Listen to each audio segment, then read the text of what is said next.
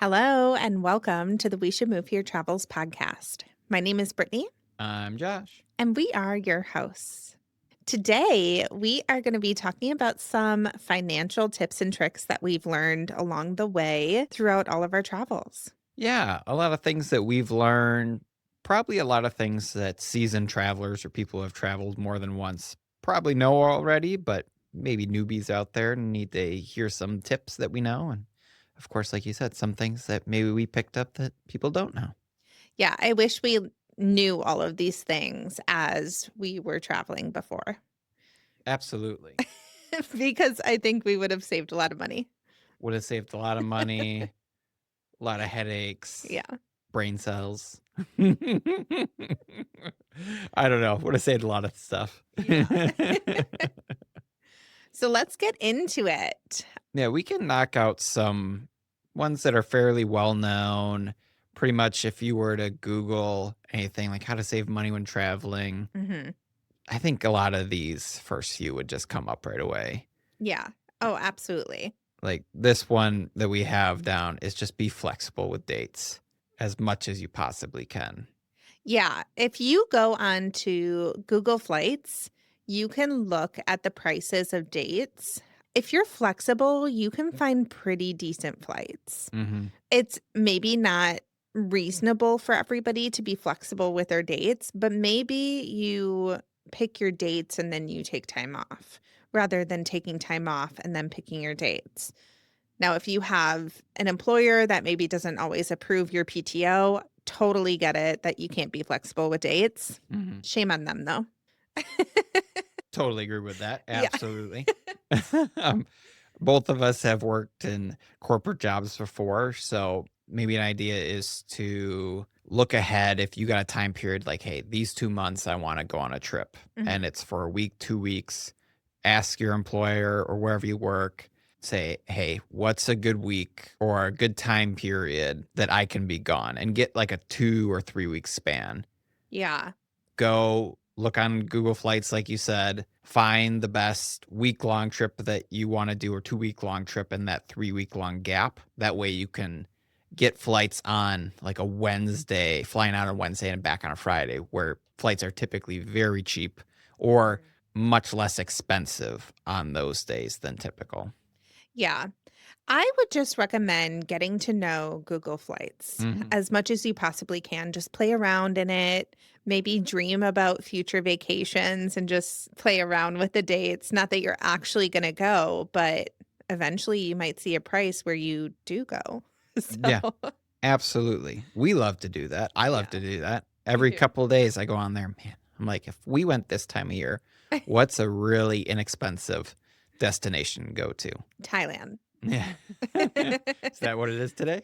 I don't know. Isn't it hot over there right now? Yeah, it's probably pretty hot. Not the hottest, but it's pretty hot, I'm sure. Oh, okay. A classic one that probably all online shoppers know is just searching the internet for coupon codes. Mhm.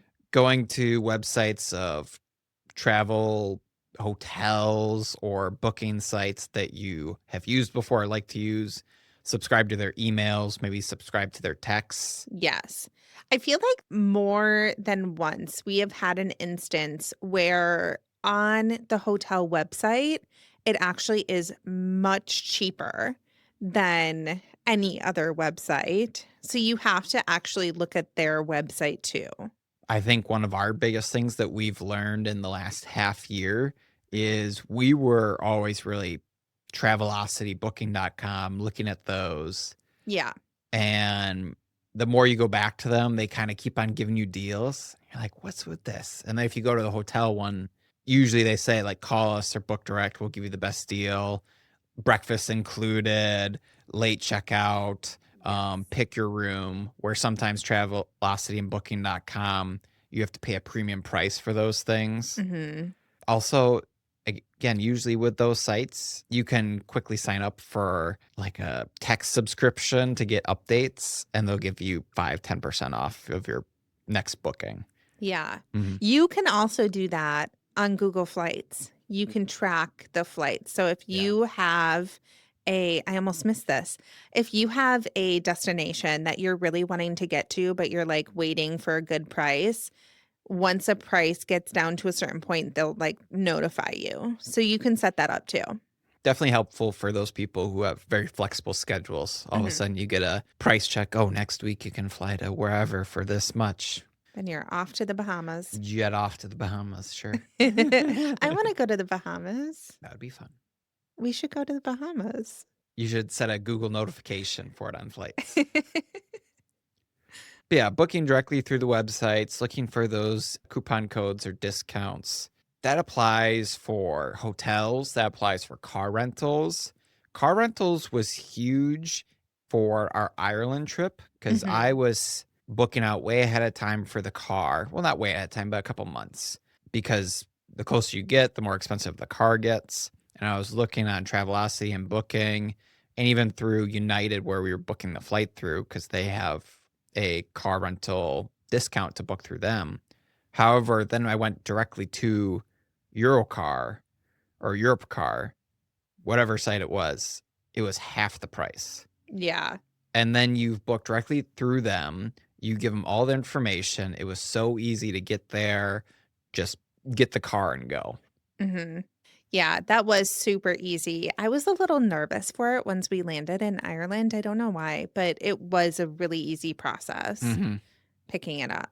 Another one that we realized mainly for our long Europe trip last September. If you listen to any of our episodes, we were in Europe for 31 days and used trains the entire time. There are plenty of apps or booking sites out there where you can book trains just like through one app. I don't know the name of it because we didn't end up using it Mhm. because there are so many like fine print items when you go through those apps. It's harder when the timetables change for those trains for them to switch you. If you miss a train, like it's your own fault, they definitely don't help you with rebooking. There's always a fee like added on top of the normal train ticket because it's a third party. Mhm. And we just went through, even though it was different per country and different for regionals, we went through the local app or Google and found out where it was right then and went to the website because we missed a few just by being late in changing trains. And Mhm. when you book directly through them, most of the time they're like, oh, we'll just get you on to the next one. Yeah, definitely do your research per the country that you're going to. It is interesting because each country does have a different app. All of them that we used have been super easy, Hmm.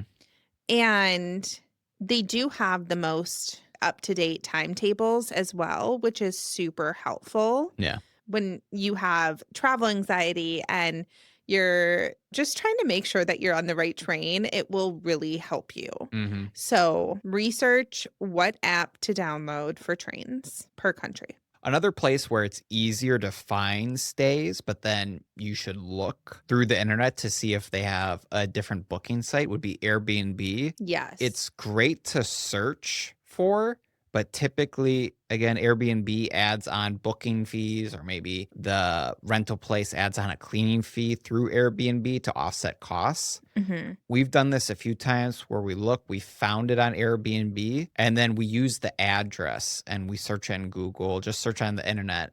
And then they've listed a couple other sites, including their own booking site, Mhm. where then it is hundreds of dollars cheaper. Mhm. Yeah. With all of the things that we just talked about and that we've learned in the past year, I think that we saved probably like a good couple $100 at least. Oh, for sure. Yeah.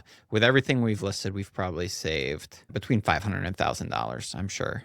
So, also along those lines, not every meal has to be super fancy. In fact, I think that some of the best meals that we have not been super fancy. Mhm. Like, we've eaten some street food that is some of the best street food I've ever had. So, eat some street food. I will say, being in Japan, they had the best street food markets Mhm. to date. It was Mhm. so good. We went on some food tours there that were incredible. But if we went on our own instead of the food tour, we would have saved money Mhm. for sure. Yeah. We wouldn't have gotten the whole experience of everything, but go to the markets. Go to the markets. Mhm. Last thing, just don't be afraid of the public transportation in another country. Don't be afraid of walking if you have the ability to get to some place. You know, you're going to find some hole in the wall places or just a new spot that you wouldn't have thought of because you decided to walk instead of taking an Uber. That is so true. The amount of times that we have found like a cool spot because we walked to the destination, Hmm. loved it. Yeah. That's how we find the best street art, I think. We always find the good street art when we're walking someplace. Yeah, we do. Hmm. Lots of side quests. Yeah, lots of side quests. I love that. So now we're getting into the middle tier of things that maybe not everybody knows, but definitely not difficult to figure out. Yeah. So, Again, the things that you would easily find in a Google search or how to save money on traveling search, but you might have to dig just a little bit more. yeah. And I just want to preface all this. We're not sponsored by anyone. We don't get money for saying any of this. No, we do not. But these are things that we have learned. Yes, we have learned. I think the one thing that has saved us more than anything else is by having our Chase United Airlines credit card. Yes. Well, you have a United Airlines. I have an American Airlines, which Mm, we haven't taken full advantage of the American Airlines card yet. yeah. But I do see us doing that in the future. I think I looked the other day and I have like 60,000 miles on it. Hmm. So pretty decent. Take advantage of it at some point. Yeah. Put everything, literally everything on that card. Hmm. If you have the ability to pay off what you spent the month prior every single month, make sure you do that, but put literally everything on it Yeah, because you will absolutely. build up miles and it will save you money. I love that you point out that you pay it off at the end of each month or, once your statement comes out, because I don't want us to be put everything on the credit card and then people don't pay off the credit cards. No, pay off your credit cards. We are not trying to get everybody in debt here. But I mean, if you're going to be spending the money anyways, then you might as well get some miles out of it. And there are so many other benefits to putting purchases, not only travel, but other ways on a good travel card. I really love the Chase United card that we have because it has so many like purchase protections on some like electronic things that you buy. Mhm. Of course, it has cancellation and delay insurance, baggage insurance, rental car insurance, all the good kind of insurances that you need when you travel a lot. Yeah. Also, with the United card, we get each of us a free checked bag when Mhm. I book with the card, which is huge because typically a checked bag is $50 each way. Yeah. Even if we just have a roller carry on and we don't want to be rolling it through the airport, we check it because it's free. It's free and it's easier to do it that way than all we have is a backpack. We get priority boarding, which don't care about, but we get it. Every year we get travel cash, which basically offsets the yearly fee of, I don't know, 50, $100 that it is.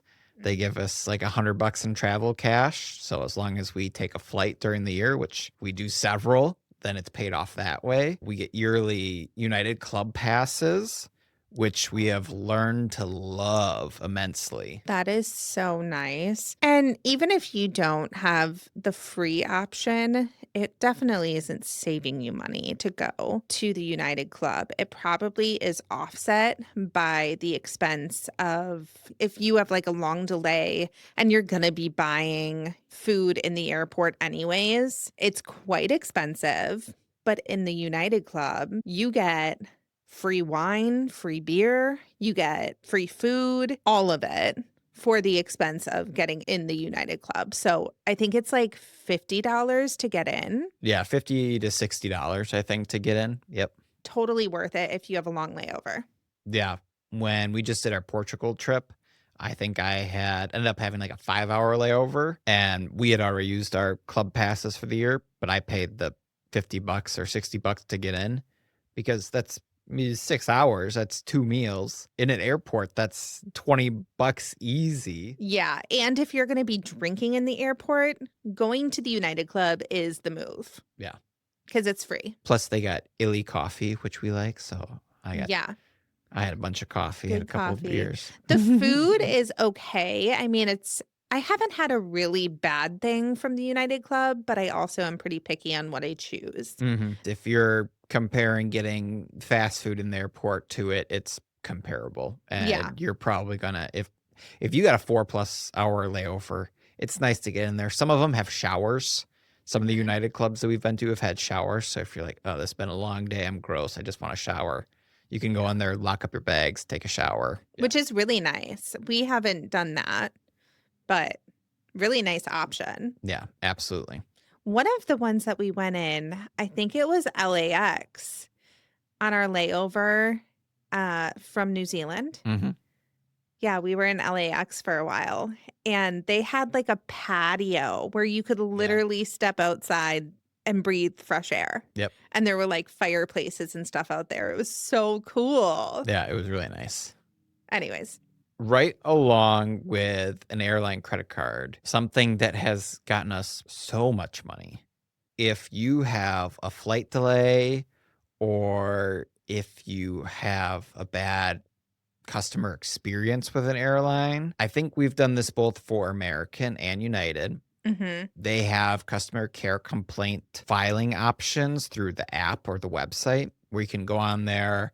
It has like a drop down, like customer care complaint for what reason. And ours have typically been flight delays because we just do the cheapest options, which are usually short layover. So if there's a small delay, we usually miss a plane Or cancellations. or cancellation. Yeah. So we go in and we file for that after we've completed our trip. And most of the time, we are given between like 50 and $150 for each of us for our delays or the cancellation. Mhm.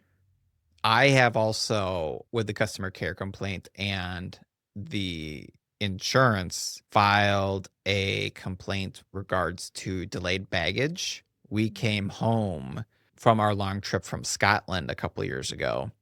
Whatever happened, I think our flights got changed. My bag ended up in Germany, and we were back home in Appleton because I had checked it. Within 2 hours being home, filed the complaint, and they immediately gave me a stipend Yeah. to spend on new clothes, and it was significant. It was $1,000, and I was only missing my bag for, I think, 72 hours, Mhm. maybe 96 hours. It was 3 or 4 days I was missing the bag, but it was a significant amount of money. Yeah. I mean, you were kind of taking a risk on that one because you went out and bought, like, new clothes, and then you had to send the receipt in, Mhm, while your clothes were missing. So mhm. you were kind of taking a risk on that one, but it I'm worked. it totally worked. I got new clothes out of it, just missed it for a few days. Of course, if it was clothes that you needed, like, the next day for a wedding or something, obviously, you would rather have your wedding clothes right away instead of having to order or purchase new clothes then, but it worked Freak out. out. Nothing was going on except I had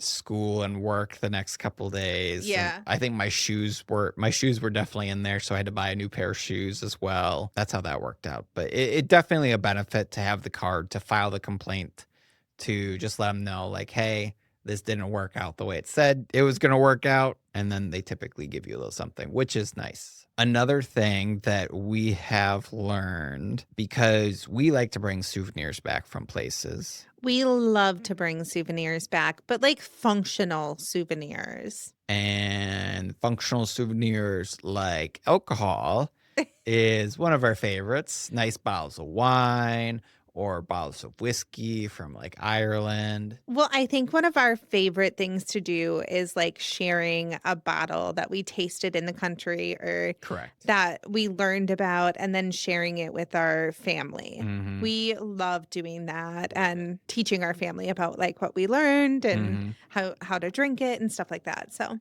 Yeah. One thing that we have found out, sometimes it is much cheaper directly from the source, buying it there and bringing it home. But there have been times, like on our month-long trip in Europe, we have during that trip looked up on Total Wine or some of our local stores here back home and found that bottle of wine or that bottle of whiskey, bottle of beer we have found them there for close to the same price. Yeah. So instead of having to lug it around for a week or asking them to ship it, which is usually a significant price, we just look it up, see that it's back home, and then just go get it when we get back. Yeah. If you live by a Total Wine, that place has a lot of different wines and whiskeys and just different kinds of alcohol from all over the world. Mhm. So always look it up on there. Yeah, absolutely. This is a newer one from just this last trip. I decided that I wasn't going to bring any of my like typical body wash or body soap or shampoo. I wasn't going to bring any of that. I was going to save my space in my luggage because I knew we were going to be bringing home a bottle of wine. I was like, I'm just going to buy stuff there. Save the space. Got there, found fantastic bars of soap and bar shampoo in Portugal Hmm. made out of local ingredients with sea salt. It's amazing. I took a card from the place that I got from, and if I can, I'm going to order some back here once I get through what I bought. Yeah, that definitely isn't saving money. It saves space, though. It does. It saves space. But I guess, I mean, if you are okay with using the provided shampoo and body wash, Mm. every single place we have ever stayed provides that.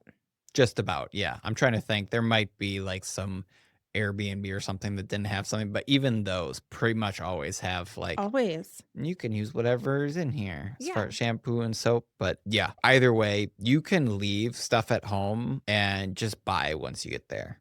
Yeah. And it usually is significantly cheaper depending on the country that you're going to, Mm-hmm. obviously. But in Portugal, I think the bar shampoo that you got was like $2. Yeah. So very reasonable and very good quality stuff as well. Right. I will say I don't necessarily do this one. I bring my own stuff. I got sensitive skin. I like my skincare. Mhm. I like my toothpaste and my shampoo and conditioner. Obviously, I got a thick head of locks, so Those thick locks. I do. I got some thick locks. I need to take care of them the only way I know how. So I'm going to bring my own stuff. Yes, definitely not something for everyone. But if you're okay with trying something new, you want to be fully immersed in what everyone locally is doing, or Yeah. you're okay with trying something like I am, good option. It worked out. It did. If you want to talk about saving space, though, you can always put that extra stuff in your partner's luggage. So that's what I do. Step 1, have a partner or a buddy you're traveling with that packs light. Step 2, put your excess package of stuff inside their bag.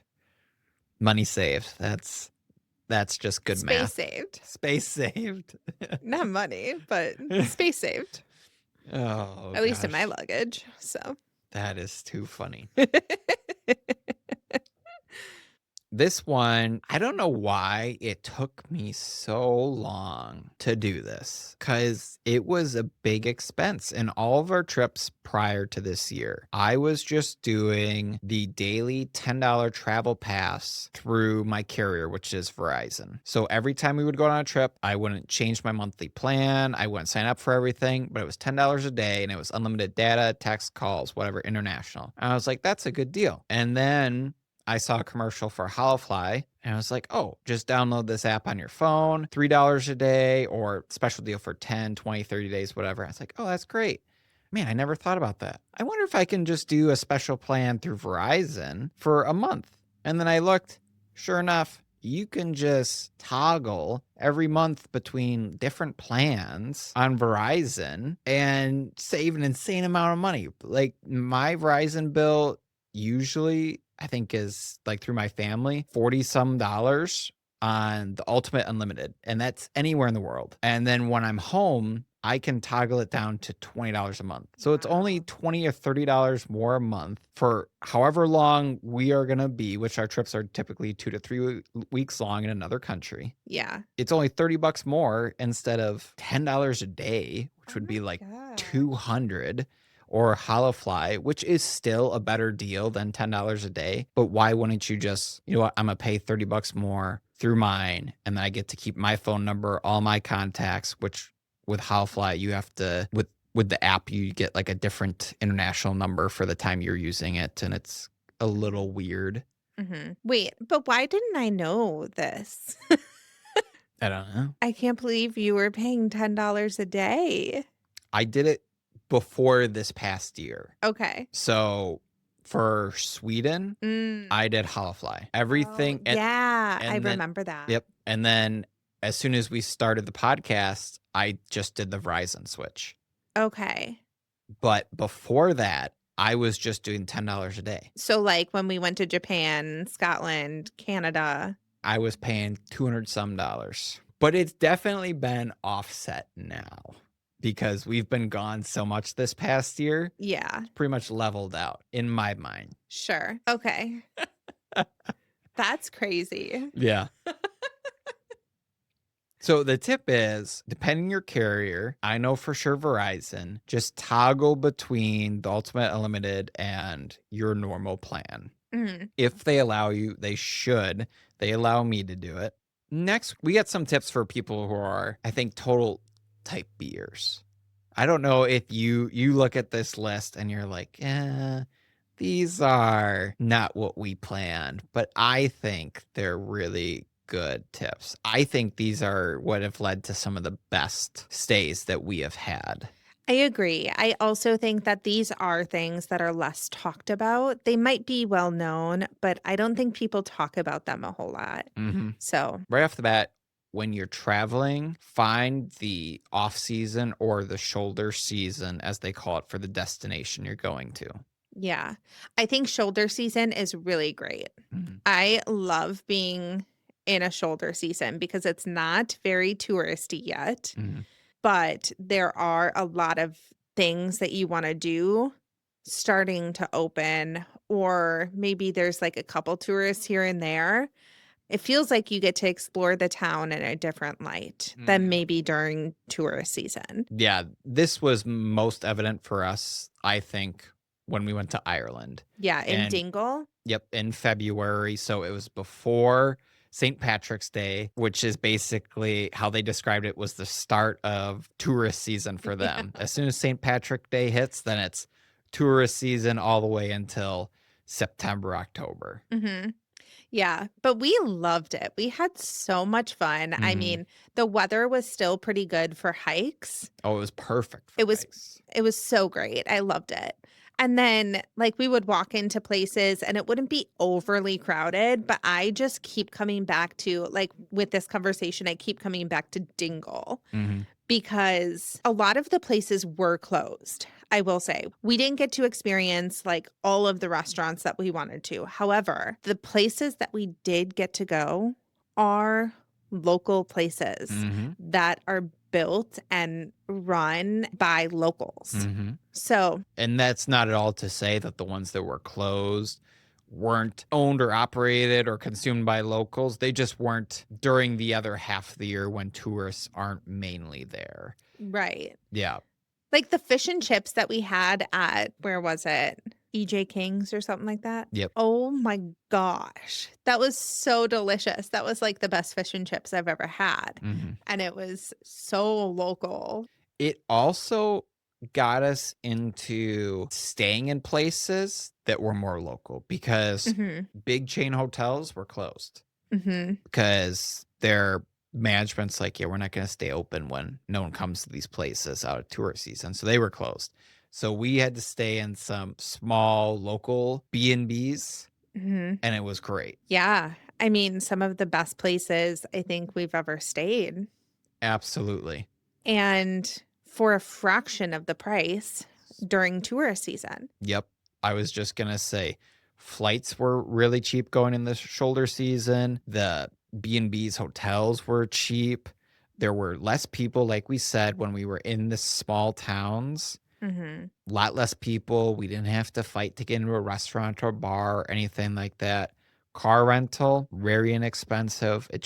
It worked out very well. Yeah, it really did. I appreciated that trip so much. And I think it did open my eyes a little bit to going more shoulder season Mhm. to places. So I think it's worth it. It Absolutely. is definitely worth it. You're not going to get to experience everything maybe that you want to, but you'll get to experience so much more than you thought.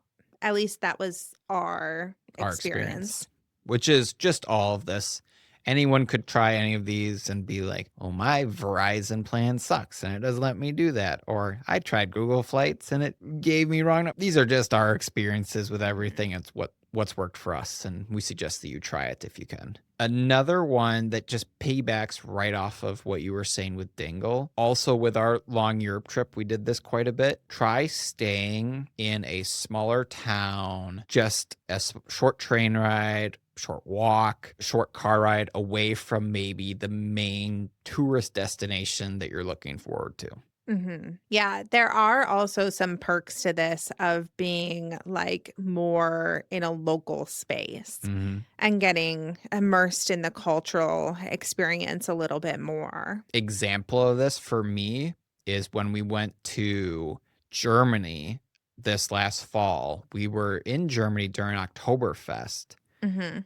But we did not stay in Munich, which is where the main Oktoberfest event happens. We stayed in Augsburg, which was only a 20-30 minute train ride away because it was significantly cheaper. There were not huge tourist crowds there like there was in Munich when we went to Oktoberfest. And we just got a little bit more of an extended cultural experience outside of the Oktoberfest bubble. Yeah. We still thoroughly enjoyed Munich and Oktoberfest while we were there. We did. It was very touristy It was. and it was so busy and crowded everywhere. So Yeah. I'm so glad that we stayed in Augsburg. Mhm. And because it was a train right away, we got to overconsume at Oktoberfest and not have to worry about driving back or anything. Yeah. Another one on our trip last fall was Utrecht. We stayed in versus Amsterdam. Yeah. Utrecht was amazing. Mhm. Mhm. I loved it there. And they had, if you ever go, they have a vegan food tour Mhm. and it was incredible. Go listen to our Utrecht episode. Yep. It was great. Yep. We loved it. We've done that in so many places now. I've tried to make it a point of finding a small place adjacent to a main tourist destination. Well, smaller. I wouldn't say that Utrecht is a small town, Yes, but it's smaller than smaller. Amsterdam. If someone who's never been to Germany before and doesn't know much about Germany is like, "Where do you wanna go?" You'd probably say Munich, Berlin, Mhm. something like that. They're not gonna say Augsburg, but if you look into it on a map, it's still a significant size just to, I think, the west of Munich.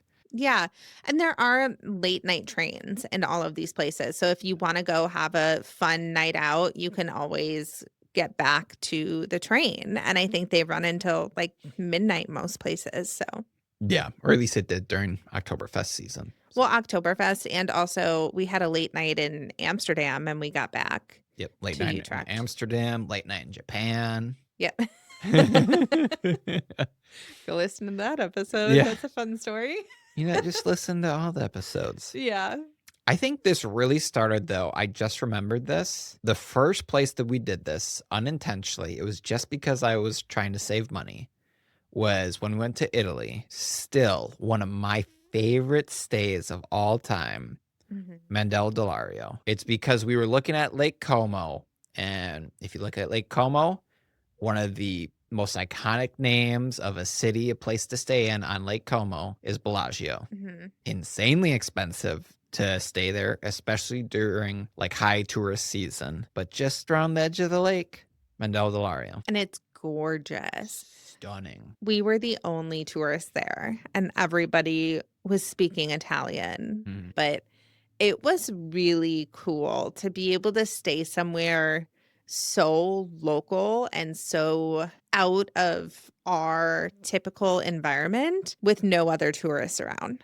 It was so interesting. It was so amazing. It felt so authentic. It did. We were connected by the train, so we could easily get to Bellagio to go visit and anywhere else along Lake Como. Again, very inexpensive. That's my number one Yeah. I think that's one of mine as well. One of my top ones. Yeah. for sure. I think the last one that isn't so much of a direct financial tip or financial advice is just choose your own path as far as travel. I have seen some great deals come up for full tours of Ireland or for full tours of New Zealand, where you go with a group and they have like the flights, the hotels, buses between, the tours, meals, everything planned for you. I've seen a few of those and been like, dang, that is about the same or even a little bit cheaper than what we paid for ours. Yeah. And like none of the headache because someone else has it all set for you. That is pretty cool.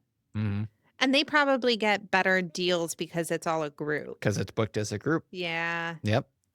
Oh, that's cool. Why haven't we done that? We should try that. We might have to try it at some point, but like we're such. Yeah, we're very independent travelers. We Mhm. like to do our own thing. And if somebody tells us that we need to be somewhere when we want to be sleeping, Mhm. that's a no-go for us. Yeah. So, yeah, maybe let's not do that. It's kind of like people who are cruise people who like to go Yeah, on cruises, which we've talked about, and we're like, at some point, maybe we gotta do one. I don't know. Yeah, but at the same time, you think about it too much and you're like, "It just doesn't seem like my vibe." It is not my vibe, I will say. Cruises are not my vibe. They actually really scare me. All of the like sickness that breaks out in germs and all of that. And then just like being stranded. If there's like an outbreak of something, you're stranded on a boat with a bunch of people that you don't know in the middle of an ocean. But the one cruise that we would have to do to go to a place, Yeah. Go to Antarctica. gotta do a cruise. I think I would do 2 cruises. I would do the one to Antarctica because it's the only way you can get there, and we want to go there at some point in our lives. And I would also do a Alaskan cruise, mainly because an Alaskan cruise, you get to go to so many different spots that Hmm. you can't otherwise. Mm, So, might have to look into that. I'm not sure. You lost me. Yeah. well, an Alaskan cruise, like you can do day cruises where you go to different like glaciers and stuff like that. Right. But there are glaciers way the fuck out there Mm, that you get to see on an Alaskan cruise. And also, it just sounds like a good time. Like it being really cold, there's hot tubs outside.